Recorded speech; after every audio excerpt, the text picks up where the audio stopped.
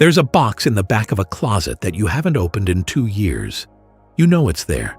You think about it sometimes, usually when you're already tired, already overwhelmed, already telling yourself you'll deal with it later. And then there's the drawer that won't close all the way, the shelf where things just pile, the corner of the bedroom that slowly, quietly became a storage unit for everything that had nowhere else to go. You've organized before, maybe more than once. You've bought the bins, the labels, the cute little baskets that were supposed to fix it. And for a while, things looked better. But the weight never really lifted, because the weight was never just the mess.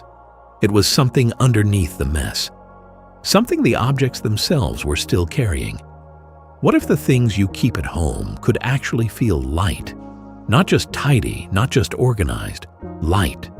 The kind of light that makes you breathe a little slower when you walk through the door.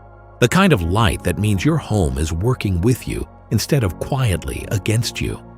This video isn't about throwing everything away. It isn't about having a perfect home or a minimalist aesthetic.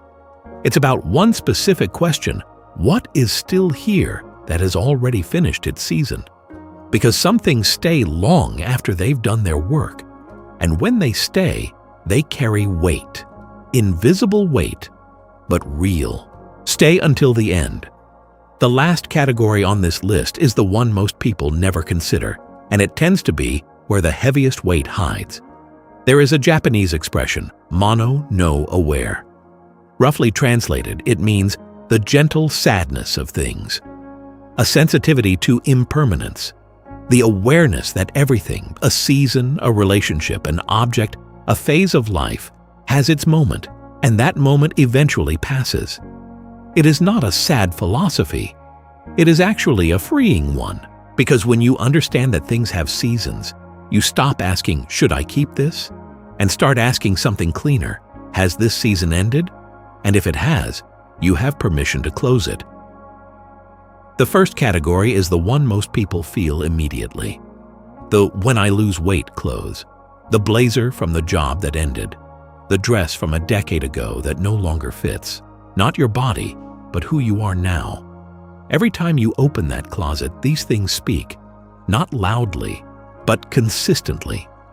They remind you of a version of yourself that hasn't arrived, or a version that already left. And that quiet daily reminder costs something. It costs a little confidence every morning. The minimalist doesn't wait until they feel ready to let these go. They understand that the clothes from a different season do not belong to this one. You can honor what they meant and still release them. Fold them with care. Donate them with intention. Close that chapter with the same gentleness you would give to anything that served you well. The gift you never liked. The family heirloom that doesn't belong in your home but feels impossible to move. The object someone gave you with so much love that you now feel guilty even thinking about. There is a quiet tyranny in obligation objects. They take up space, physical space, yes, but also emotional real estate. Every time you walk past them, some small part of you registers a conflict. I don't want this here, but I don't feel allowed to move it. Mono no aware would say the love that came with this gift was real. That doesn't mean the object needs to stay forever. The season of receiving it was real. The season of displaying it may simply be over. You are allowed to be grateful and still let go. The extra bins, the second label maker, the drawer dividers that seemed like the answer and turned out to be just more things to organize. If your home has a collection of organizational tools that are themselves cluttering your space, this is worth noticing. Organization tools are not the same as organization. A system built around reducing what you own requires far fewer containers than a system built around containing what you own. Minimalists don't buy more storage. They buy back simplicity. If you've been looking for a way to turn this kind of intention into a daily practice, there's something in the first pinned comment worth exploring. It's called Cozy Home Builder. Answer a few questions. Get a personalized home plan in seconds, built around your available time, your energy, and what your home needs each day. The medication passed its date in the bathroom cabinet. The canned goods from 2 years ago tucked behind newer ones, the sunscreen from the summer before last, the cleaning products that have never been opened. Just in case is one of the most human instincts there is. It comes from a real place, a place of wanting to be prepared, wanting to have enough. But there is a version of it that tips into anxiety. The quiet belief that if you release something, you will be caught without it and something will go wrong. The practice here is simple. Go through one area at a time, not the whole house at once. One shelf, one cabinet. Let the expired things complete their cycle. Notice that the space left behind feels cleaner than any container ever made it feel. The bank statements from an account that no longer exists. The manual for an appliance you no longer own. The lease for an apartment you haven't lived in for years. Warranties for things long since replaced. Insurance documents for policies that have lapsed. Paper accumulates almost without being noticed. It multiplies slowly, quietly in drawers and folders and the backs of shelves. And unlike objects, it rarely prompts a clear emotional reaction. It just stays, neutral, invisible.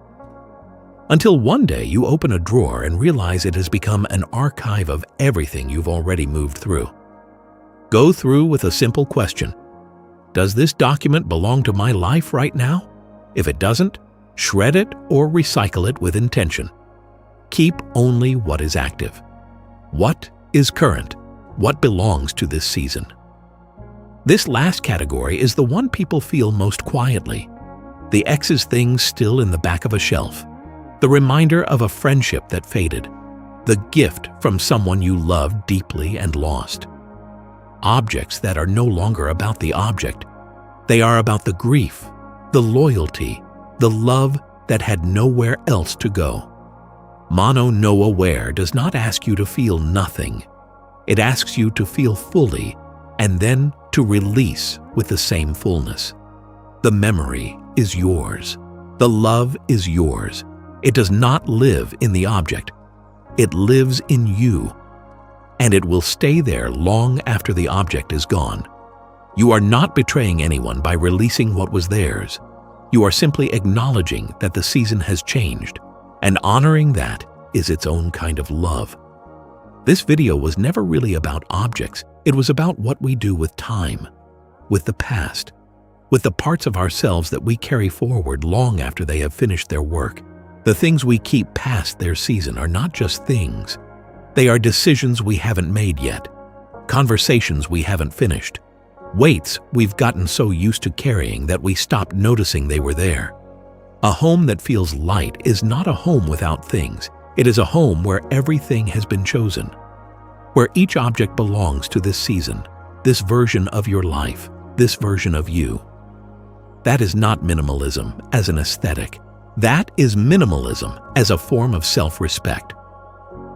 If this video moved something in you, the next step doesn't have to be overwhelming. It just has to be today. In the first pinned comment, you'll find Cozy Home Builder.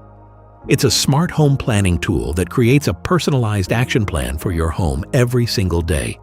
You answer a few simple questions about your available time, your energy, and what your space needs right now. Then it tells you exactly what to do. No more standing in the middle of a room not knowing where to start. No more decision fatigue. No more guilt about what didn't get done. What you gain is simpler than any list. You walk in and you feel calm. You know what today asks of you, and it asks only what you can actually give. Find it in the first pinned comment or scan the QR code on your screen right now. It's there when you're ready to make your home feel the way it deserves to feel. Your home is not working against you. It's just been waiting for you to clear a little space for peace.